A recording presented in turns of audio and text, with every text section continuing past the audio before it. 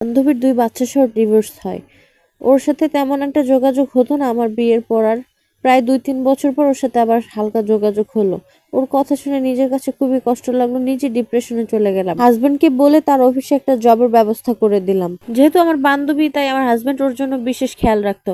ওর কোনো কিছু প্রয়োজন হয় কিনা বা ওর কোনো কিছু দরকার কিনা সবকিছুই খেয়াল রাখতো। আমি ওকে বাসায় আনতাম, ওর বাচ্চাদের খেয়াল রাখতাম, বাচ্চাদেরকে এটা সেটা কিনে দিতাম। তারপর আমার হাজবেন্ডের কলিগের মাধ্যমে জানতে পারি তাদের মধ্যে নাকি সম্পর্ক চলতেছে কিছুদিন যাবত।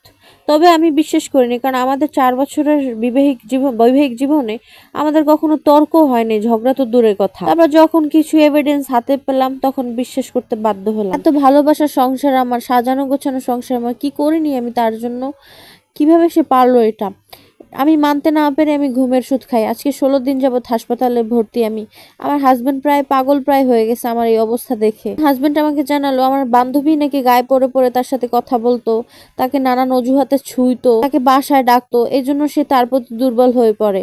কয়েকবার নাকি বিয়ের চিন্তাও তার মাথায় এসেছে। তো আমি সহ্য করতে পারবো না ভেবে আর এগোইনি।